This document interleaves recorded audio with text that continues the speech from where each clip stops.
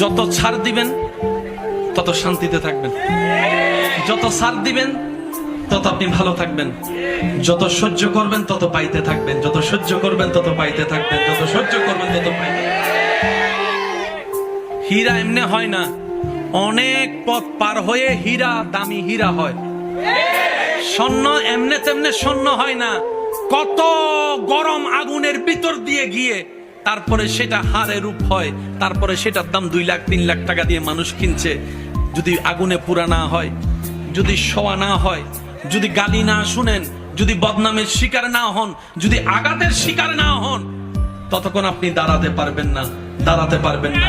যাদেরকে দুনিয়া ভাঙতে চায়, আমি শ্রদ্ধার সাথে ভালোবাসার সাথে অনুরোধ করছি আমার ভাই বোনদের কাছে, যদি কখনো দেখেন দুনিয়া আপনাকে ভাঙতে চাচ্ছে, নামাতে চাচ্ছে, ধ্বংস করতে চাচ্ছে, আপনি রবের উপর তাওয়াক্কুল করে নবীর প্রেম ভালোবাসা নিয়ে একটু ধৈর্য ধরে সময়ের অপেক্ষা করবেন, সময়ের অপেক্ষা করবেন, রবের হুকুম আসা পর্যন্ত সময়ের অপেক্ষা করবেন। মনে রাখবেন, ভাঙ্গা জিনিসগুলাকে আল্লাহ এমন ভাবে সুন্দর করে নতুন করে সাজাবে, আপনাকে এমন সুন্দর জীবন দান করবে, যারা আপনাকে নামাতে চেয়েছিল তারা আপনি পর্যন্ত আর পৌঁছাতে পারবে না। সুবহানাল্লাহ। যারা আপনাকে টেনে ধরে নামাতে চেয়েছে তারা অনেক পিছনে পড়ে থাকবে, আপনি রবের রহমত নিয়ে অনেক দূরে এগিয়ে থাকবেন। মনে রাখবেন, শুধু একটু সয়ে যাবেন, একটু ধৈর্য ধরে থাকবেন, একটু সহ্য করে চুপ করে থাকবেন।